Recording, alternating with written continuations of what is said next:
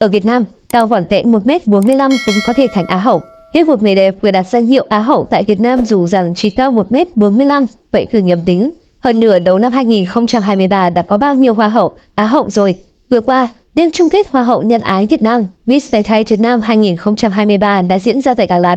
Do đó, người đẹp Lê Trân Ngân gây chú ý khi giành ngôi vị Á hậu 1 của cuộc thi.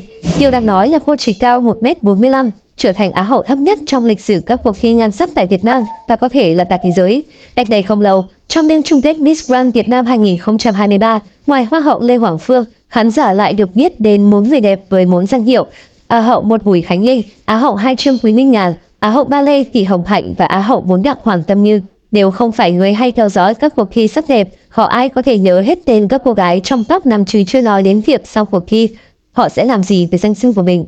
Sự xuất hiện liên tục của các hoa Á hậu trong khoảng 2 năm đổ lại đây khiến khán giả cực kỳ ngán ngẩm.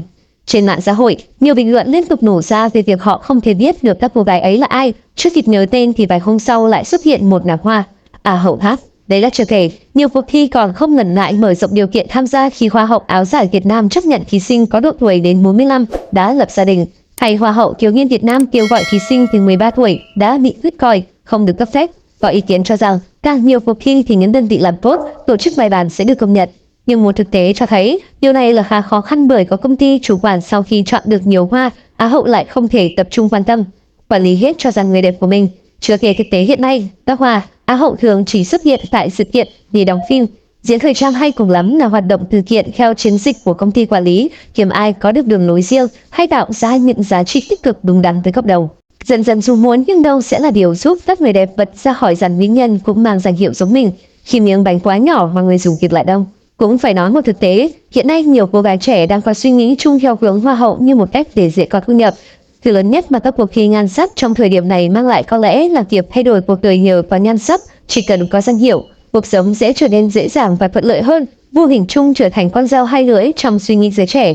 Nhưng như một quy luật tự nhiên của biểu đồ, khi lên đến đỉnh thì chắc chắn sẽ trượt xuống. Sự bão hòa của các cuộc thi hoa hậu có lẽ cũng là cách trả lại mọi thứ đúng vị trí, khi mà thay vì việc con người đăng quang là một đại diện đỉnh cao của nhan sắc, trí tuệ được tô hồng một cách thái quá, thì giờ đây công chúng có thể xem rằng họ chỉ là những người chiến thắng trong một cuộc thi vì đáp ứng đúng đủ các tiêu chí cần có.